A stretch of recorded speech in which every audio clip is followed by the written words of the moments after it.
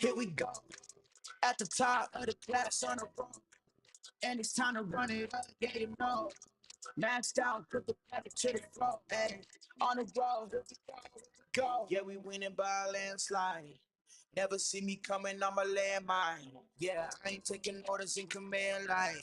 Yeah, who about to see me on demand like. No on demand.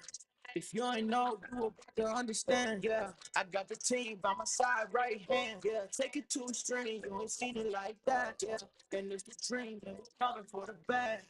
Yeah, and we ain't never going back now. Future expedited, now we on the fast track now. They won't lend a hand, now they see us on the map now. It's time to act out. Here we go. At the top of the class on the road. And it's time to run it up, yeah, you know. Maxed out, put the pedal to the floor. Hey, on the road, here we go, here we go, yeah. At the top of the class on the road, hey. And it's time to run it up, yeah, you know, yeah. Maxed out, put the pedal to the floor, yeah. On the road, here we go, here we go.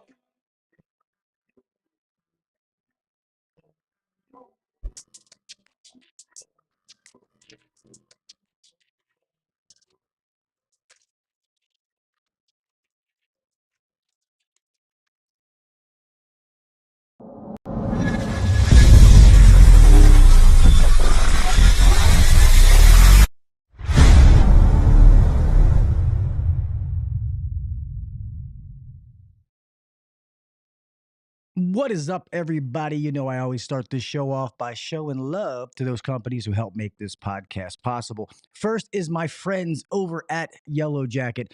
Guys, they have a bunch of amazing new products out. I have most of them. I've been able to test them. I've been talking about the Titan Max, which is sitting over to my left. Absolutely amazing. But tonight, what I want to talk to you is the new YJack Flow anemometer. It's absolutely amazing. The YJack Flow measures and displays duct airspeed readings, automatically calculates quantity and location of readings in ducts, and meets AHRI standards. YJack Flow takes accurate airflow measurements up to 30 milliseconds, measuring the entire duct flow to account for turbulence, and completes a single line airflow for fast duct to duct flow comparison.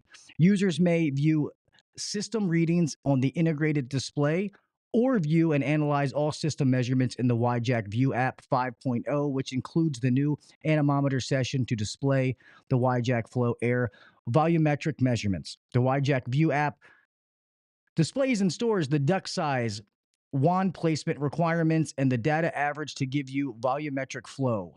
Once all the system measurements have been captured, the reporting function saves the readings in a customizable PDF service report. I have one of these. I'm going to make some videos using it, and then we'll go from there. Guys, I always tell you, I will never, ever in a million years tell you what to buy. All I say is if you're looking for some new tools, go get it before the summer. Go check my friends over at Yellow Jacket. They've been making things for 75 years and counting for a reason, and it's all made right here in the US of A. All of these wireless kits that you see, all of them communicate and work with the Titan Max, just so you know, including the YJack Flow. So, guys, remember Yellow Jacket, 75 years of expertise built into every tool. Next, guys, I want to talk about Blue On again. You guys know my infatuation with Blue On. Uh, I know we talked about what they offer to residential. Okay. We talk about that a lot. You know, technical info in 3 clicks. You get world class tech support, easy to find replacement parts, especially nowadays. I get going back with OEM parts. I have been one of those guys. But now, what do you tell your customer when you call the OEM and they say, oh, that motor is, I can't have it for 6 months, 2 months? And it happens. Trust me, we all know that it happens.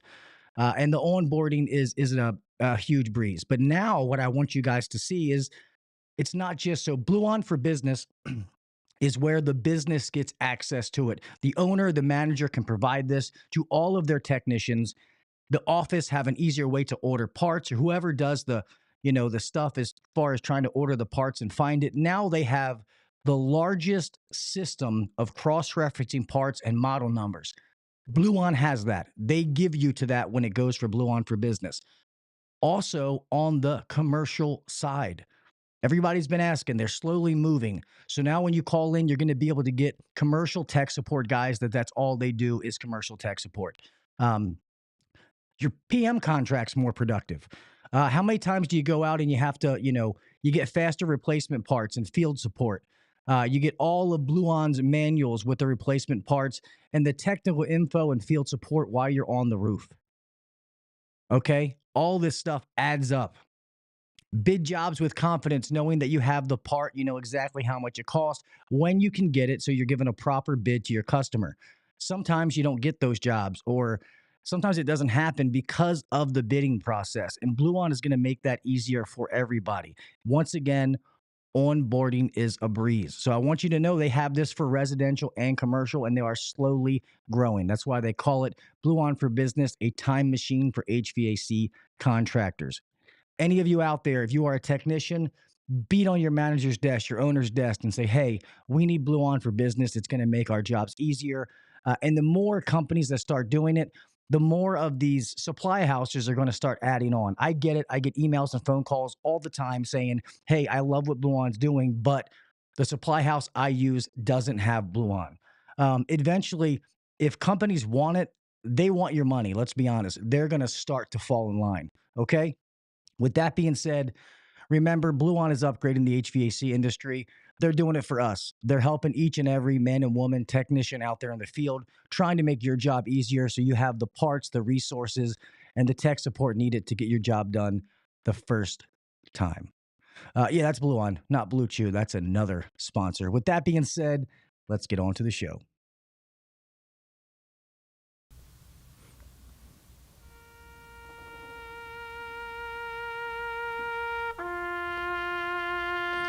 I pledge allegiance to the flag of the United States of America and to the republic for which it stands, one nation under God, indivisible, with liberty and justice for all. God bless the United States, and thank you to all those men and women who defend it.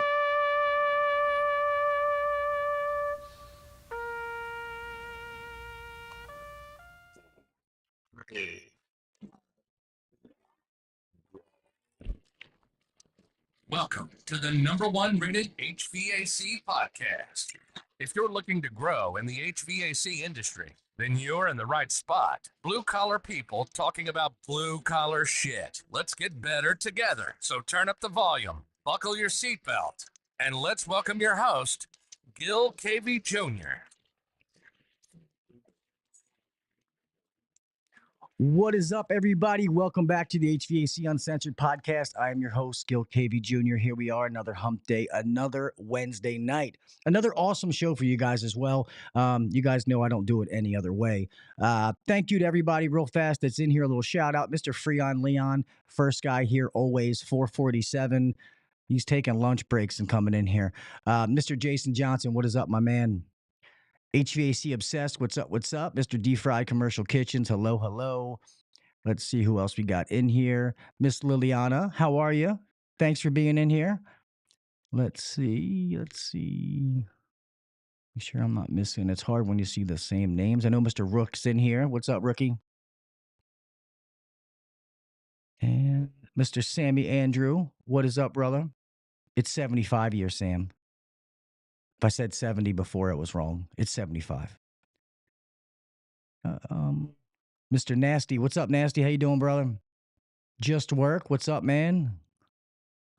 And Mr. Brian Sanders, there he is. And I said Blue On, not Blue Chew. Son of a bitch, I heard you. I hear you, I saw you. What's up, buddy? And I think I said hello to everybody. If I missed you, I apologize. Guys, I have a great show for you tonight. And you know that especially after last week, I've been talking to a lot of different coaches, and this is one that is been doing it in the trades for a long time, but now he's kind of moving and mixing into different spaces, and I really love what he's doing, and I think it's awesome to have him on the show and just hear it from him himself. So, guys, without further ado, if you could help me put your hands together to Mr. Justin Shaw. What's up, guys? Thank you, Gil. That was awesome, man. Oh, thank you. Thank you so Goosebumps much on your intro, man. Goosebumps on your intro. Hey, that's good. I'll not take it. my part, but everything else leading up to that, man. You do it so well. Oh, thank you very much. I appreciate that, Justin. I really, really do. First of all, I want to thank you for being here. I know you're a busy man, so taking the time to do a podcast, I totally get it. And I think you're in Central Time. Is that what it? I think that's what it said. Yeah. We just had dinner and then get ready to put the kid to bed. So that'll come up next. Yeah. Yeah, I know how that goes. I got to do all that before since I'm on Eastern Time. So, um, but with that being said, I guess let us know a little bit about who you are and what you do, Justin. I'm very fascinated to hear. Yeah, sure. Yeah, definitely. So I think like getting into the coaching space is sort of, I think that coaches can get, a bad rap, in terms of, there's so many of us now that I fit into that group out there. Um, my background's a little bit unique. I'm not coming from the trades, and that's not what I focus on, in terms of when we're helping people. So first and foremost, that's like a disclaimer that I put out there pretty publicly that I'm the least handy person you're going to meet. If there's something that needs to be fixed in the house, it's probably my wife that's going to be the one that's like asking me not to touch it, not to fuck it up, and she'll take care of it. But I landed in the trades by accident, and that's like lending my skills and capabilities in support and serving the trades is really in areas of growth that, they may not have had as much exposure in, right? So really helping to complement where there are so many others that are focused on, the tech side of certain trades or the craftsmanship in other trades that we support, for example. Yeah, no, that's awesome. And I always say this, and it's funny you say that about your wife because I hear a lot of people say that, and I want people to know that yes, having trade experience does it help because you've lived it and all that. That's great, but I always say some of the best owners are not the best technicians, and some of the best, let's say, professional coaches. Let's use football for example. Some of the best coaches didn't play. Okay, it doesn't mean Totally. that they don't know what to do and what you're supposed to do and able to get somebody who can do it. So I want to say that first and foremost, that you don't have to be in the field to be a coach. Um, Mhm. so I think that's kind of huge to say. But so I know that you do a whole bunch of avenues. So how long have you been coaching, and what was kind of your first niche that you got in to be able to help somebody? Yeah, sure. So the journey goes back almost a decade now when I, got out of being employed, wanted to start my own business, and really make more of an impact than just be part of somebody else's, dream, so to speak. At that time, I was like a regional director of operations for a multi-location business with like 150 employees. But I knew I, I knew I was had a calling to do more, and it was about 3 months before my son was going to be born, and I quit my job, had no savings, but knew that I had a good track record for driving growth, like helping to turn around companies, helping to drive growth, and had really like gone down the rabbit hole on growth marketing. So that's where I decided, even though I had like an ops side, that's where I was kind of geeking out on stuff at the time, and thought I knew nothing about like starting an agency, but that's what I decided to do. I had to pick something because I was about to have a kid. Pick something, start my business. Started a growth marketing agency, and at the time we served, you know, anybody that we thought we could solve their problem, and that wasn't necessarily the best thing to do. But early on, we started working with contractors. We started working with builders, and then somewhere about into year two, we started working in the stone industry, and that's where we decided to go really deep for a long time, and hung it up with the other trades we were serving at the time, because we saw like this is a small market, countertops and cabinets, relatively small, like in comparison to HVAC, Hmm. really sort of underserved, like in terms of the software, the educational resources, even the marketing agencies, let's say, that were supporting that industry. So we planted our flag there for almost a better part of 7 years, and went really deep in looking at how to help that specific niche scale. And along the way, even though it was an agency model, I was always doing consulting, just never charging for it. It's always like, okay, if we're going to get a better result here, we're going to remove this constraint. let me jump on the phone and help this guy out, right? Let me help these guys out. And it grew into having a group, of people I was working with, but that was just icing on the cake, something I was just adding to, and not really realizing that was where a lot of the value was in that community, like building the community where they can help uplift each other, serve each other ultimately, and find that it's a lot less of a lonely place when you have that community. Yeah. Yeah. And so it wasn't until late last year that I decided I use the word sunset, but sort of close out the agency side and move fully into really a hybrid training / coaching model. So I've spent about 9 months reverse engineering all of the proven like playbook systems strategies and essentially putting it into an on-demand academy, so that people can ultimately, the business owners can leverage it, but often the business owners are the biggest constraint and they're like spread too thin as it is. So their team can come in, for example, and go through kind of like Netflix, right? Go through, be assigned a certain module to go through so they can help to set something up, for example. And that really helps to amplify the bandwidth of the business owner. So that's really where we've evolved to, and sort of rebranded, or not sort of, we did rebrand as Driven for Growth. And that sort of encapsulated the values of the people that we're serving. And our tagline is "We are relentless." So that really helped to encapsulate like who we serve and what we focus on. That's awesome, because I do feel like some of the basic principles are the basic principles regardless of what trade you're in. Like, culture, which is the community you're working in, having a good culture where people want to come to work every day, that you're marketing to the right customers, you know what I mean? You're charging right, and you know what your numbers are. Too many people guess they don't charge enough money. They run around thinking they're so busy. They look in the bank and they're like, I didn't make any fucking money. What happened? I've been there, done that. And I think that part of the problem, I talked about this last week, is especially in the HVAC industry with all the private equity firms coming in, trying to buy everything up, that people need help. We hear about the companies that do great. We don't hear about the ones that fail. Sadly, I do sometimes. People give me emails. I try to help as much as I possibly can. I don't know everything. I won't sit here and pretend that I do. But some of the people that have popped up in this market, the way they've done it, they've turned people off.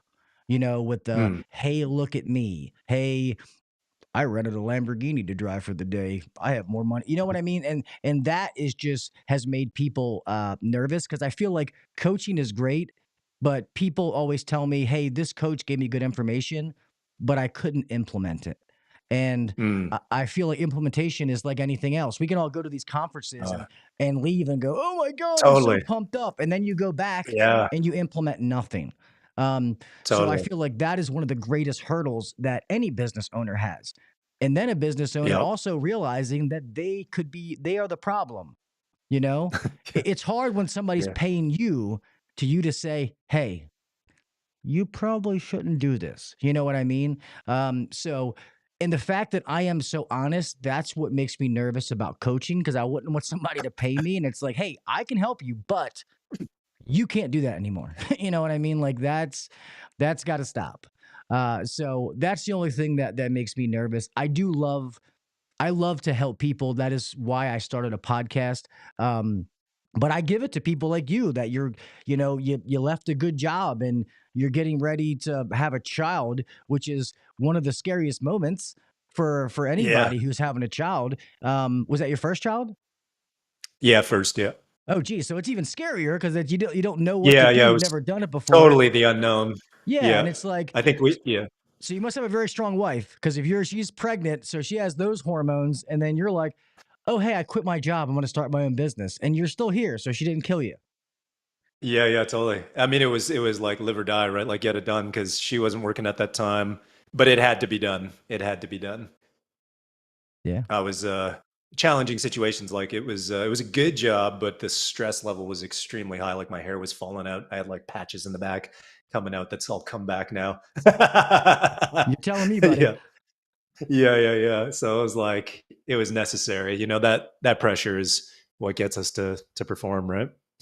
But I'm glad you brought that up about the implementation. That is the hardest part. So yeah, we've got it where The members that come into the program are assigned an accountability partner, essentially. And we really map everything, like in terms of what's the most important things, not only for the business owner, but like the next 3 core team members. And we're there to like quarterback every week what's the next most important things you should be focused on to ultimately achieve the game plan that we've helped them put in place. So, because otherwise, yeah, you're right. You'll end up, what is that quote from, is it Derek Sivers? Like, if knowledge was everything, we'd all be millionaires with 6-packs or something like that, right? I'm butchering I know it, what but you're pretty talking much, about. right? Yeah. Yeah, and it is true. And I one of the things I say at the end of every podcast is, especially nowadays, information is literally at our fingertips. So when somebody says, "Oh, I didn't know," like that's not an excuse anymore, because that means you didn't want to Mm, know. Because if you wanted to know the answer, you mm. could have gotten it. Search for it. That's a good Look. point. Like Yeah. I used to hate, like I'm the kind of person, like I am a tech at heart. If you show me how to do something, I'll remember. But Mm. if it's in a book, I'm like, I could read the whole book and you're like, what's the name of it? I don't know. Yeah, Um, yeah, totally. but until I forced myself to read, I would and sometimes I'd have to go read it, the audiobook, and go back and read it again. I wasn't one of those people Totally. that could just read and retain. But when I forced myself to do it, I'm like, I learned so much from this. This is actually pretty exciting. I want to do it again. And I Yeah. feel like, you have to do that to push yourself. So yeah, so I commend people who coach, especially who take that risk. And like I said, I'm in the situation now where I'm not really sure what I'm going to do, to be honest. I'm just kind of at a Mm. standstill. I'm not in a rush. I don't need to rush into something. But I want to do something that impacts other people's lives. And in return, it will Totally. impact mine. Yeah. Yeah, definitely. When you find that purpose-driven mission, that's really what's missing in so many organizations. For us, it took us a while to come to ours when we been operating almost for a decade as an agency, or no, less than that, like 8 years. But it feels that way. Is like, really, what can my team get behind? What can the people that join our program get behind in terms of why do we exist? Well, for one, to help people, we take like a holistic approach. So I can get what you're saying. There are those rent the Lambo, but I think there's a lot of great coaches out there. Ultimately, it's finding the one that's like, you have shared values, you can vibe with their personality, and obviously what they have to offer is the right fit for the right stage in business, because none of us have all the tools. Right. And so just finding the right one for the right stage of where you're at. I just blank on what I was going to say. I do it all the time. Oh, purpose-driven mission. Like when you find that, like don't rush into it. So ours was really like when we were thinking about the agency, and okay, it was like, where are we going to scale this to and for what? Like, so we arrived at that, like a big part of our core value is to make like meaningful impact in our local community, but it's limited. So we were looking at, okay, if we can focus on over the next 10 years to essentially help 100 contractor companies to build like a sustainable business that's highly profitable and ultimately linked to long-term happiness, right? Like the business owner's happy doing what they're doing. They didn't build something just for money and hate it. They've found what their purpose is. We were looking at, okay, what's the impact we can have? So if we help serve 100 contractors, then we kind of estimated that would be 10,000 lives, like impacted through the families, the teams, their families, and every program member that we have, when we've interviewed them, because they interview us and we interview them, has a focus on impacting their local community and serving at one level or another. So we look at that like that can amplify our ability to impact. So while I do get lit up about business growth and stuff like that, we kind of look at it like, yeah, somebody's coming to us to like help them scale from 5 to 8 million, but it gets us excited to know that they're going to continue to raise their level of contribution and impact. And as a result, we had a hand in that. So yeah, it's once you find that thing, it really helps, obviously align the team to get behind you, allow you to keep doing it when times get tough, for example. Yeah. Yeah. And I've always said, in order for a company to grow, the culture has to be good. Everybody has to be moving in the same direction. And Mm-hmm. that is every employee from the top to the bottom, because you're a package Totally. deal. So if you're not all moving in the right direction, you're not going to. And then it has to be systems and processes that are repeatable. People joke Hmm. about McDonald's, but you know, they can hire anybody because they break it down to a level Yeah. that they tell you exactly how to do it, when to do it, and that's how it comes into this industry. And I said the same thing last week, not to keep getting diarrhea of the mouth, but when you can start to be consistency is key in what we do, and when we can be consistent, then we can start to predict outcomes. That's how you can Yep. actually guess numbers and predict what numbers could be based on what you Yes. did before. And if you don't do that, and you're like, you have no consistency, and you're like, oh, we want to do $1 million next month. You're just throwing shit at the wall. It might sound good in your little boardroom meeting to write numbers on the board, but all that means nothing if you don't know how you're going to get to said goal. Yeah. Yeah. Others would say spaghetti, but Yeah, sorry, I said shit. My fault. I just had the visual of it hitting the wall. Yeah, no, totally. I think that the entrepreneurial journey is a tough one, for in any industry, but in the trades, I think, and that's one of the reasons we planted our flag there. So much like its own unique complexity, so much oversight. All the challenges around finding like skilled labor now, through the pandemic and post-pandemic. And so there can be a lot of anxiety in it, especially as you push for growth, if you're wired for that and that's what the ambitions are. So I like what you're saying there. Yeah, we use a phrase of like that came from a mentor of mine. I have a business mentor, or a couple of them, but this one's a fitness mentor. And I always try to find shortcuts, or I ask him, do I really need to do that? He's like, yeah, you're not special. Yes. Yes. What do you think? What do you think? Right. And I'm like, could I do it this way? He's like, no. And so he instilled in me, and I've been using that because I like the same thing that you said in terms of predictability. But I've sort of borrowed the phrase from him that he gives me in terms of we're creating certainty, right? You've got this goal. You're not going to get there unless you do the things that are going to create certainty.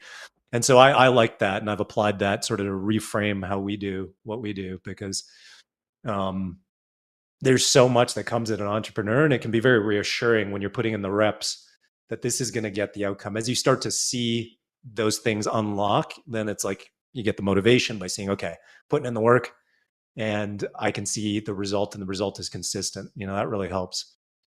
It's funny you said fitness, because I feel like life or business is kind of like fitness, where, Totally.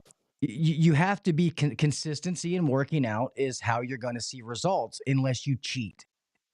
But you don't have Yeah. you don't have that option to roid your business. But people who stay consistent, and normally I've taken care of myself. I'm not, the best, but it makes you feel good, and staying consistent at that. That's why, if you notice, a lot of good mentors or good, like, really high end coaches, they're all in good shape. You rarely see one of them that is like overweight and doesn't Mm. carry themselves, because they practice what they preach. They live what they're teaching, and that, I think that is, it's commendable, and that's what I look. I mean, that's like, if I hired a fitness trainer and I walk in there and he's 400 pounds, eating a sandwich, I'm going to be like, why am I paying this guy to get me in shape? You know what I mean? And that's what we said last week. When it comes to coaches, find a coach who has been where you're trying to go. You know Mhm. what I mean? Has dealt with that kind of money, versus, I feel like some of these people are like, oh, I like this guy, but he's only been at $5 million, but I'm at 8. Okay, well, how is this guy going to help you get to 10 if he's never been there himself? Mhm. Or he's never dealt with that kind of money and that kind of company. You know what I mean? Like, and it could be a different industry. I'm just saying they've dealt with the problems that you're going to see. Totally. It's a whole different beast from 3 to 10, and all the different complexities, that change. So yeah, 100% for sure. I'm curious to ask you this, especially somebody in my point of view, about how you went about, and this is, I guess, this isn't really for viewers. This is more of a personal question, but Yeah. Man. when you first started this and you got your first client, like, for one, how did you go about it, and how did you feel? Like, were you nervous as hell? Like, you know what I mean? Because I'm curious, because I may have to go through that, and I'm just like, Like, I don't even know, you know what I mean? Like, how to feel about that. Yeah. Yeah. I mean, that was way back. Like, are we talking about just recently in the transition or the first one ever? The first one ever. Oh, first one ever. Man, that was a wild ride because again, we didn't have much of a buffer. Quit the job. I think I had like, enough to float us for like 45 days maybe. Which is not long when you're about to have a baby. I mean, the pressure's on. Um, Luckily, I mean, the very thing that I was helping people or wanted to help people with is like marketing, customer acquisition. So that being, but I will say that it is always harder to do it for yourself than it is for a client. Like whatever it is, I'm not sure what the cause of that is, but most people I talk to, it's always harder when it's your own because you're so close to it. But I would say that one, yeah, I was nervous. I mean, I didn't know, how to quote something. I didn't know like what to charge. I was kind of looking at, what are others charging out there and kind of comparing it to that. So, but yeah, it was a wild ride. Actually, I remember they wanted to meet. We positioned ourselves as an agency. I had like a small team because I managed to move my last employment job into a subcontractor role and started then shifting from being the director of operations to, hey, we'll help you with your growth marketing. And I built a little team and started to make that transition. So they didn't really end up being the first. It was just a nice transition. So we did have a little bit of team in place, and this prospect wanted to meet us at our office. And I'm not sure if we froze up here. Did I lose you, man? Yeah, no, you're there. You did freeze up a little bit, but there you go. You're good. Did I get you back? Yeah, I can hear you. Okay, cool. Yeah, they wanted to meet at our office because we had like a nice, slick website at the time. We were trying to position ourselves as we would end up to be in the future, right? Established and, with all the things you would expect. And I told them we don't have like a meeting room to meet at. So we went to I booked the meeting at a restaurant. And they had those paper like tablecloths. And I remember we were sitting into it and they were like, well, how does this work? And how does that work? And if we work together, what's it going to be like? They were a custom home builder. And I grabbed a pen from the waiter and just broke it down, like exactly the plan on the tablecloth. And they were impressed, I think. Hesitant to close on the spot, but they were like, can we take this with us? And I was like, I don't know. You got to ask the restaurant, right? So they folded it up with them.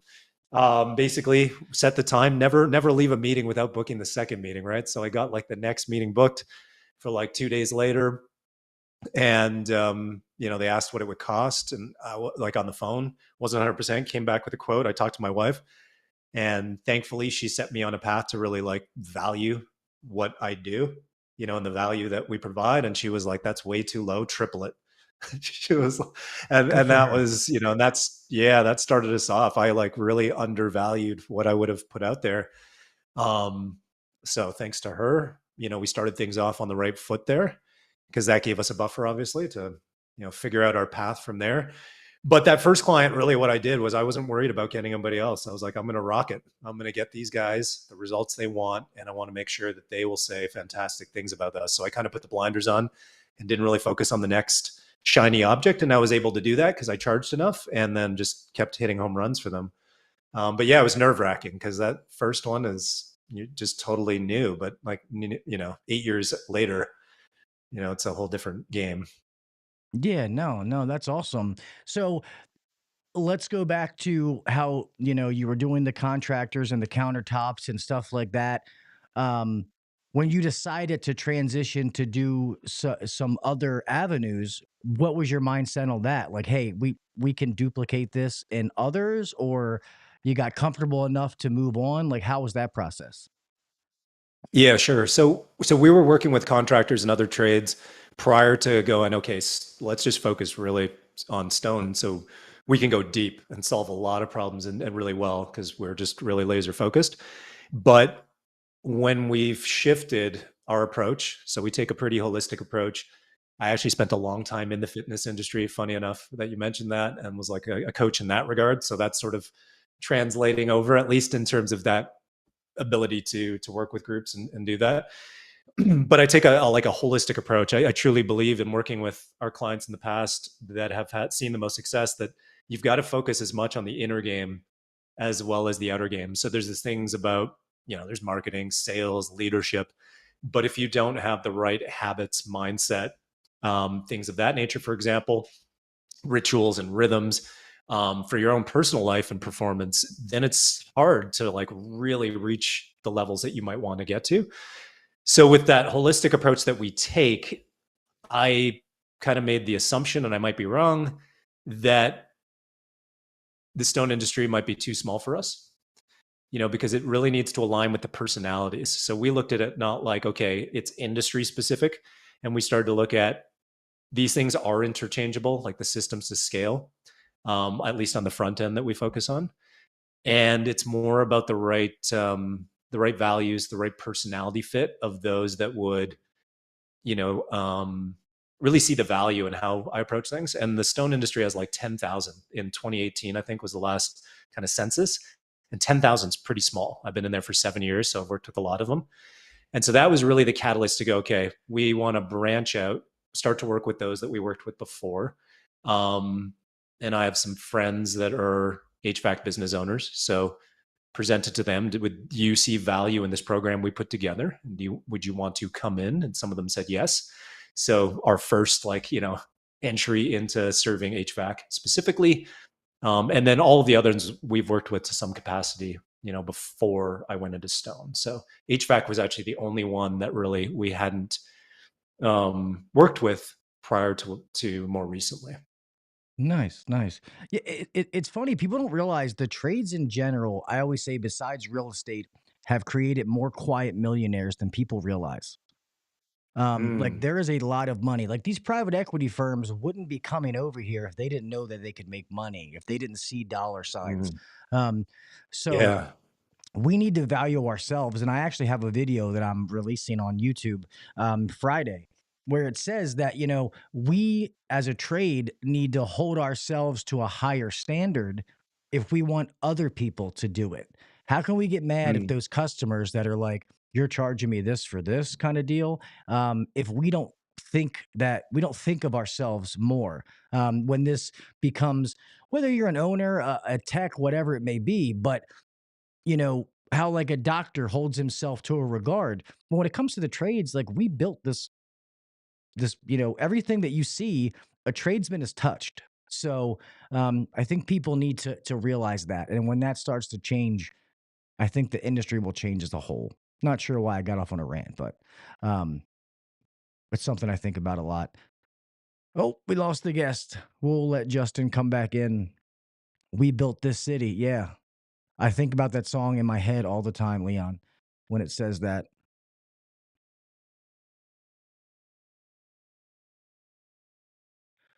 Let's wait for Justin to come back in here. It's more like we built this country. There he is. Yeah. Sorry, I did the thing where it froze up again. Yeah, no, it's all good. We're using the same software. Maybe when two come together, it cancels each other out or something.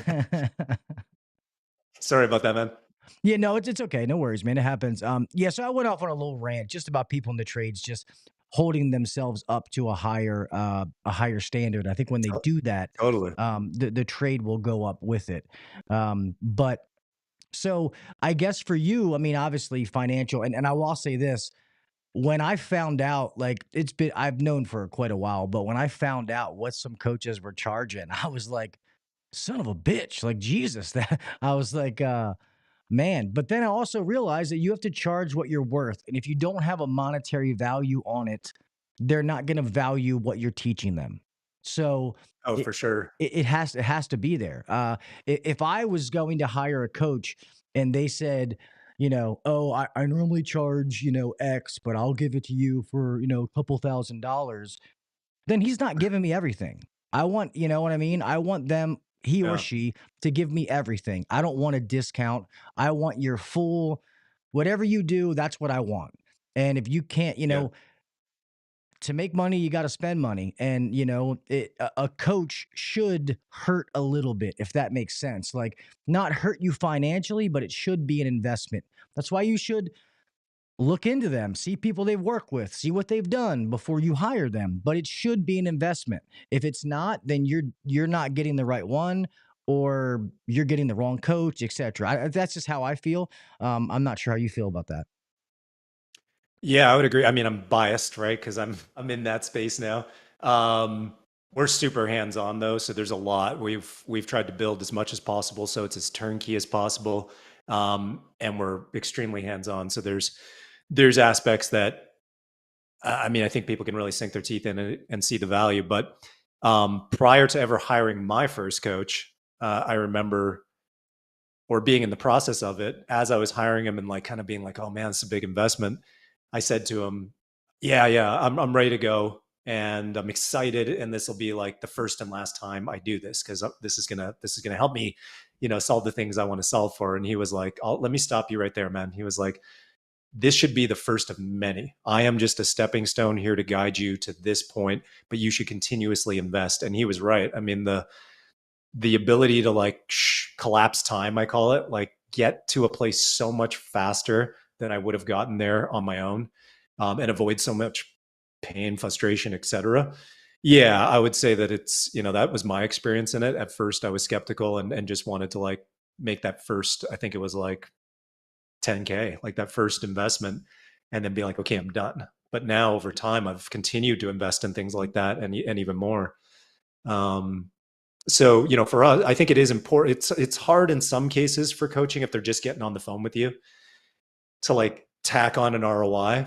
But our system's like holistic. It does tangibly relate to like driving new business development, more opportunities, help you to, with hiring, different things like that. So we look to try to have like a minimum 10x return on a monthly basis of what somebody invests, right? Minimum 10x. And often it's much higher. So we track that, and we want to know, but that's a good benchmark for us to know that people are getting a measurable ROI from the financial standpoint, but then all of the other kind of things that are harder to put your finger on, like stopping you from, not stopping you if it's the thing you want to do, but those days where they're like, I want to close the business, sell it, and go get a job. Well, that's not what you said you wanted at the beginning, right? And what your purpose was and why you're here. There's all of the other things that are harder to put an ROI on, but yeah. Yeah, no, for sure. Well, can I hire you to coach me to coach, and we can 10x together? I was gonna, you know what I mean? We can be like a protege, kind of well, kidding, not kidding though, but that was a joke. But yeah, no, I love that. And I do, that goes back to what I said before, that, maybe when you start out and you're stuck at 2, you have that coach that helps you get to 5. That's what they're good at. Mhm. Then you have that guy that helps you go from 5 to 10, 10 to 15, 15 to 20, 20 to 100. And I agree with that. And it's not a one size fits all. Sometimes, are there some coaches out there that have done it in multiple? Yeah, of course. But I agree with that, wholeheartedly. How big is your team now? How many people are doing this with you? Yeah, the team is smaller now. So we used to have 8. But for this model, we've really brought it down to 4. 4. So that's like kind of the way we look at it. There's like the back end that's helping a lot with being in there and really looking at what's happening for that business. Are they actually executing on the things that were laid out? So we've got a team that like monitors, an accountability director. And then really it's myself that handles like the training and coaching and putting together all of the material.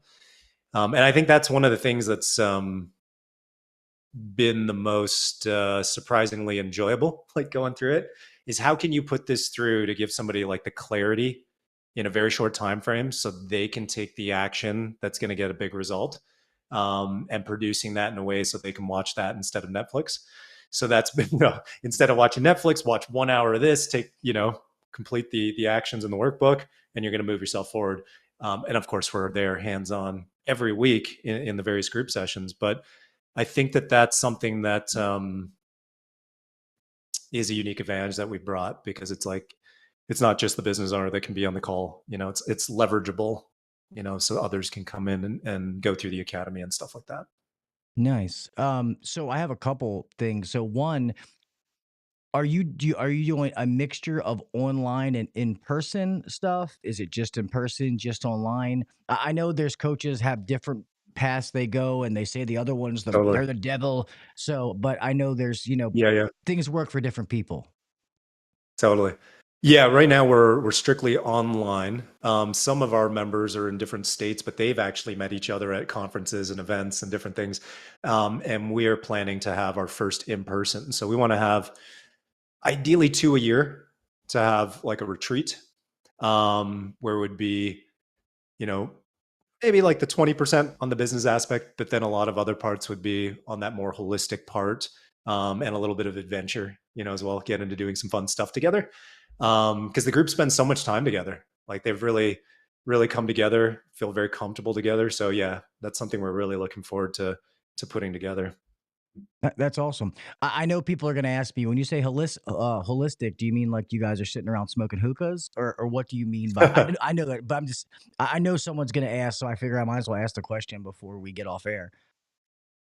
Yeah, holistic would be, I mean, for some people, that's even focusing on like your culture, even though you're like, that's, something we Yeah. talk about all the time. But for some, that's like kind of taking more of a step back. Like, okay, core vision, core values is something that you just put on that first line of the business plan or sales and marketing plan, you just blow past it.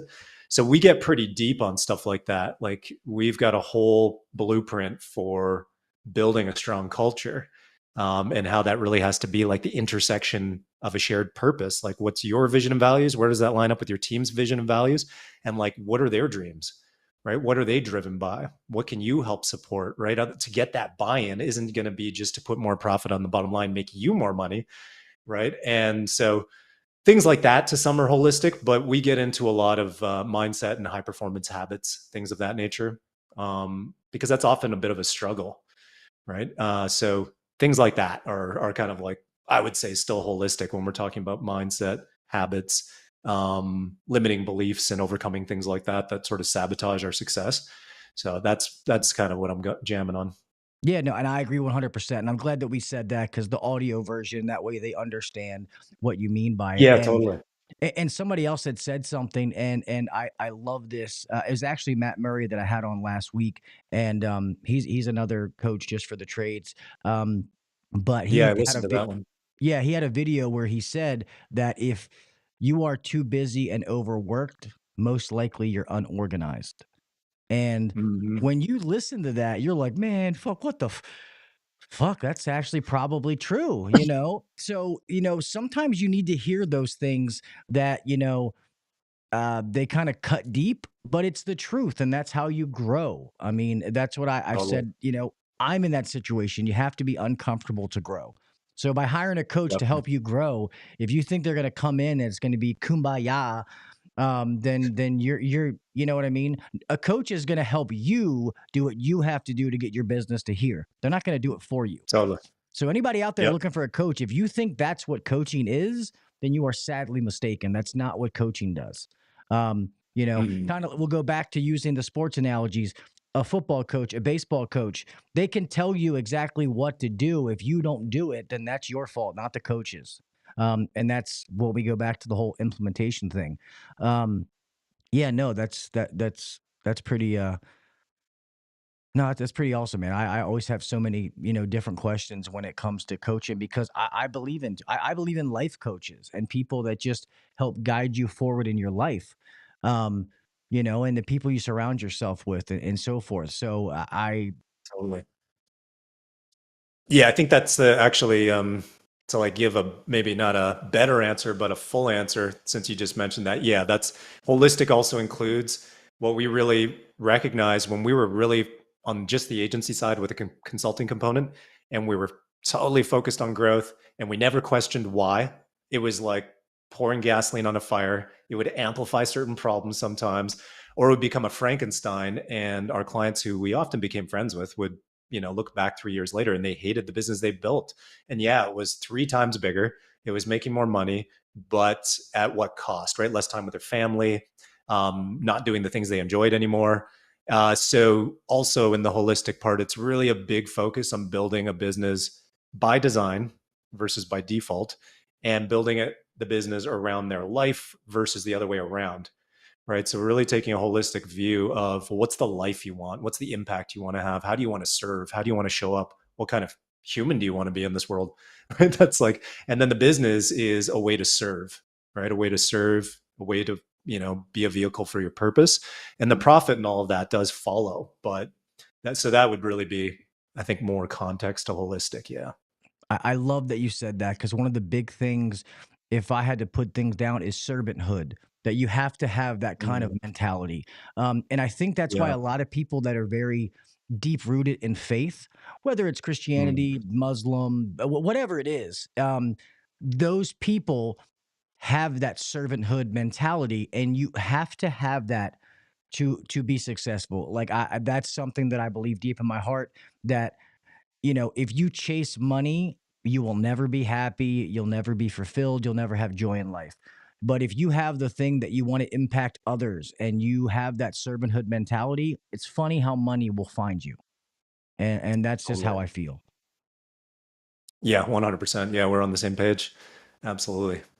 Yeah, it's so I know so I guess what is the next step for you guys as far as being in all the different avenues? So how many companies can you be working with at any specific time, since it's online? Is it like one at a Mm. time, two at a time, a couple at different progressions? I'm curious to how that works when it's a team of four. Yeah, sure, definitely.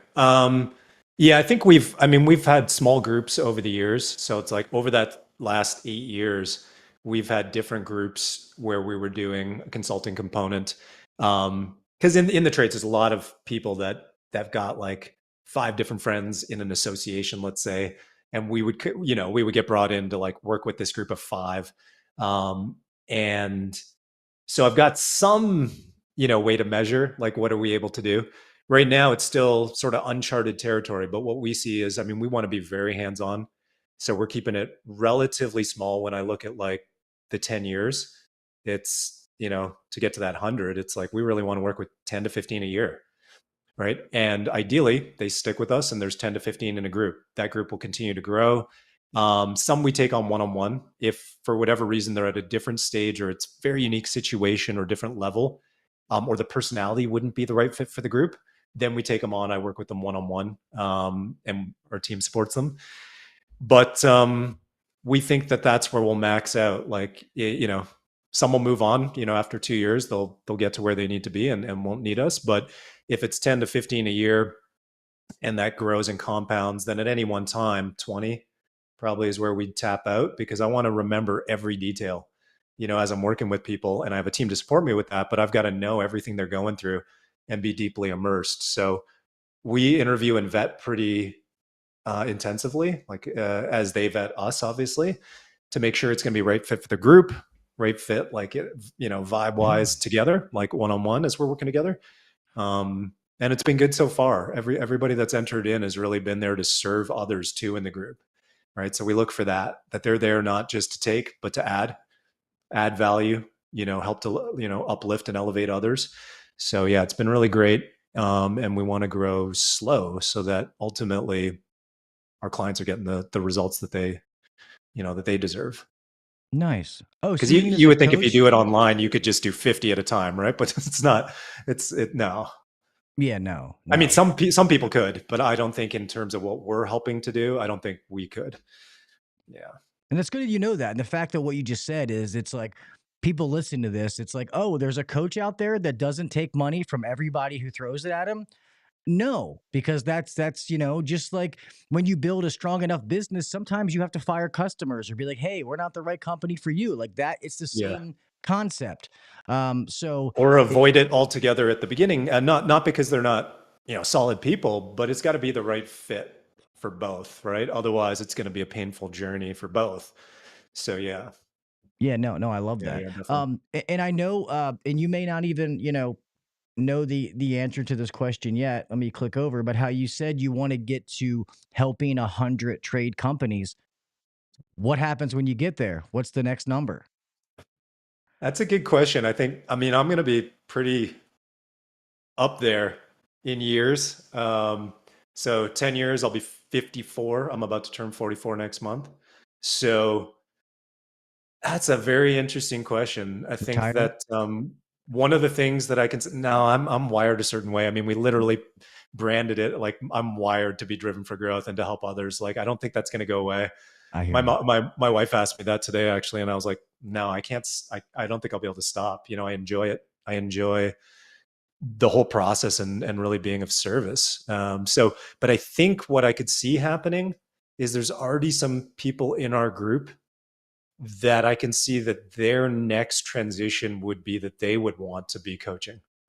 You know, they would want to, you know, they've gotten to the point. We've got some people, actually, one guy who owns an HVAC and plumbing company in the program who's, you know, started on the tools as an apprentice and has moved all the way to sort of being he's a remote, you know, now as a remote director of his business. He's jumped back in because he needs his attention now for an intensive 2-month period to kind of get it to the next level. But he's been able to do that. And he started to kind of bring up in the calls, like, is this really what he's built for? Is this where he's best, you know, best able to serve? And I can see he's kind of lit up by the things that we're doing. And I could naturally see that others will want to gravitate towards that as well, you know, because he's been in it for like 18 years, right? He's got a lot of value to share with people. And so I think that might be the next progression after, you know, because that would just multiply, you know, the impact, I think.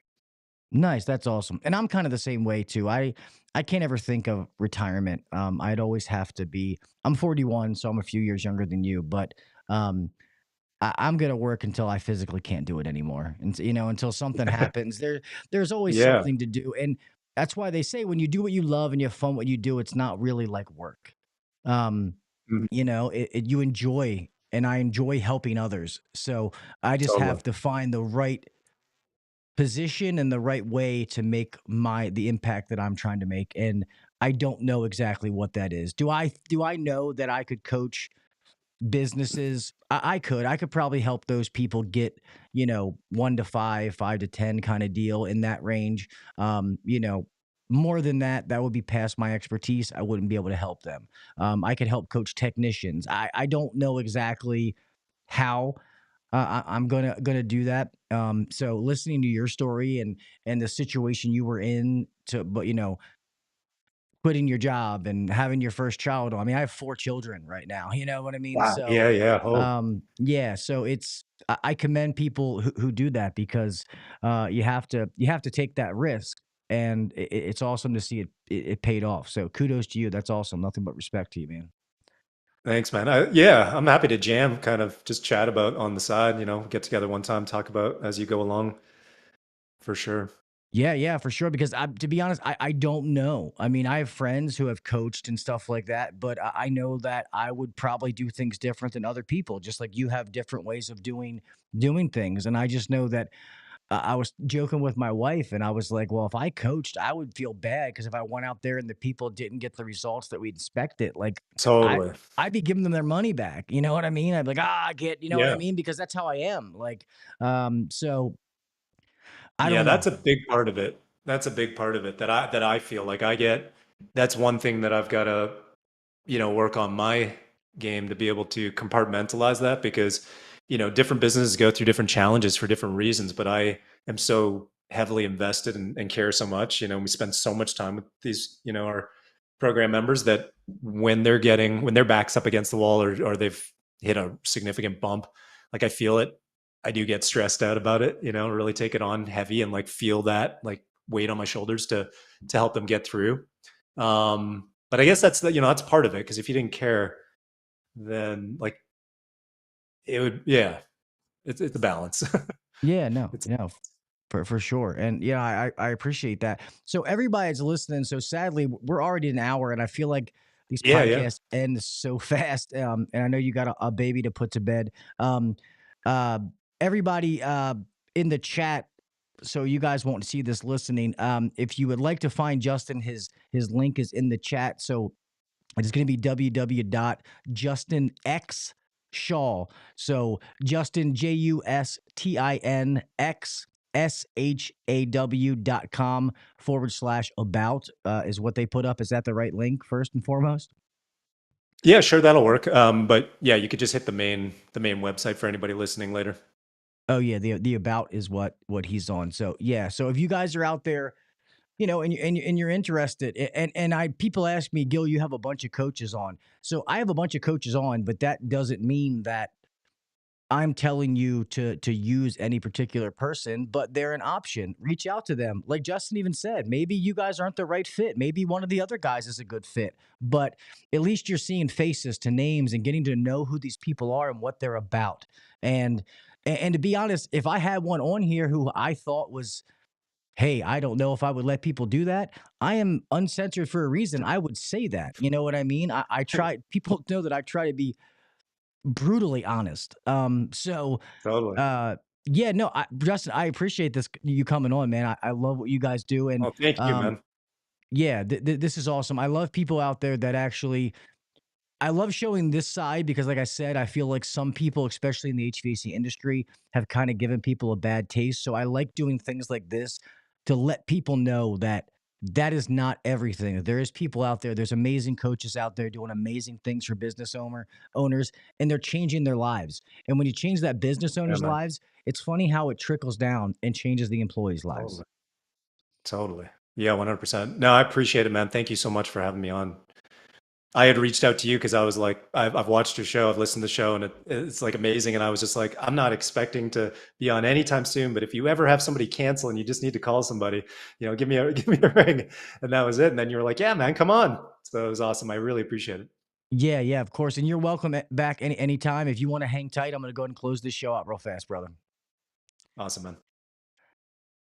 All righty, guys. Anybody out there listening to this, I know most of the people in the chat won't need it, but anybody that's listening to this audio when it comes out and you're looking for a coach, give Justin a try. So that's going to be justinxshaw.com. Go find out. He's got a list of accomplishments, things he's done. You can reach out and talk to him. Do that. People don't.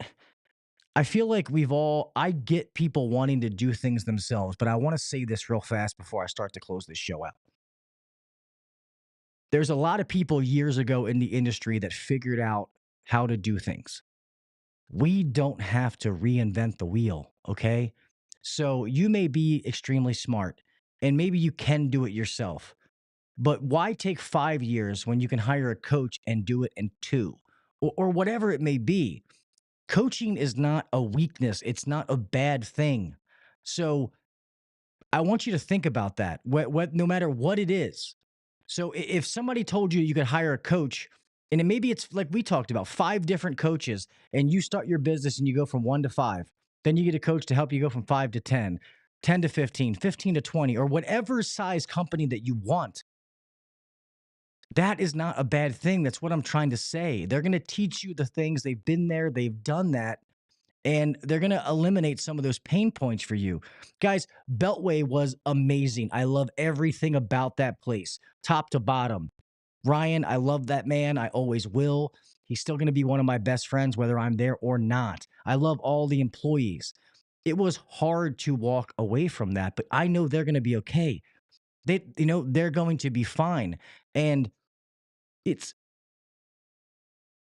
I don't even know. It's that part just makes me so passionate. I don't even know where to go from there. But just know that coaching is not a bad thing.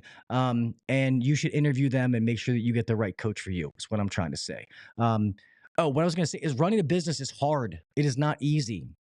It is stressful. And I wasn't even the owner of the place. You know what I mean? So that's part of the reason where it was like, if I'm going to be stressed out, I'd rather it be doing something that I love, helping others. So that's the point I was trying to get at. With that being said, man, I want to thank everybody who came out live tonight. You guys know that I appreciate each and every one of you. Bags should be shipped out. We were trying to get the thing, teaching my wife how to use it because she's going to do it because she's better than me. The ship station thing. So we got it all set up to print out the labels. So all that stuff, it's all boxed up and should be out soon. So I got you guys. Don't worry.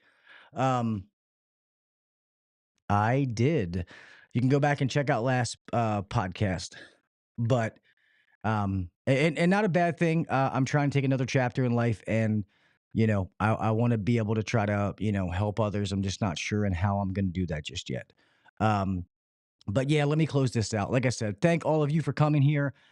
Thank you to everybody who follows me on all social media sites. If you don't, please go do so. I just hit 10K followers on Instagram, which I'm going to have to do something for that here soon. I really, really appreciate it. Thank you to everybody that's followed me on there. Um, yeah, trying to be more technical, Leon. Um, I am trying to get the live streams going for you guys just to be able to hang out. I'm just trying to plan it around time with my family and when the best night is. So I'm going to try to start doing them soon. I don't want to lie to you guys and tell you exactly when because I'm not totally sure. But with that being said, let me close this thing out. Guys, remember to be safe out there. We all have somebody to make it home to. All right. Keep your head on a swivel, driving, make sure the breaker's turned off. Whatever it is, just please, please be safe out there. It's a crazy world that we live in. All right. Do the little things. Set yourself apart from the next guy or girl. All right. Keep trying to make yourself better. There's no such thing as staying the same. All right. You're either getting better or you're getting worse. And that's the sad reality of it. All right. Keep pushing yourself. If you are really good at what you do, give back to the industry. Give back to somebody at your company that knows less than you. Um, Learn from somebody else. It doesn't have to just be giving, but I want you to take that servanthood mentality. And next week, I want you to come back and tell me some examples. Email me, info@HVACuncensored.com. Email me some examples of those, of how you've helped someone else. Because I'm telling you, I always say this and it's cliche. It's so much more filling to give than it is to receive.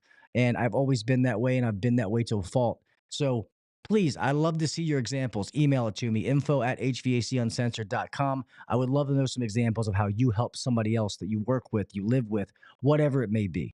And with that being said, until next week, I love you, mofos. Stay safe. See ya. Oh, and make sure you support the community, all the other amazing shows out there. Um, Overtime on Friday, Misfits on Saturday, Mr. Chris, HVACR videos on Mondays, Adrian, Reliable HVACR, I think he's on Tuesdays, and then you have the HVAC nights. I forget what night they are, but support all of these people and the work that goes behind the scenes. All right. Now I'm actually leaving. See ya. Thanks for listening to the HVAC Uncensored Podcast. Don't forget to check us out on Facebook and Instagram, or email us anytime at hvacuncensored@gmail.com. Now, get back to work. Shut this down. The views and opinions shared on the HVAC Uncensored Podcast may not necessarily be the views and opinions of our sponsors or guests.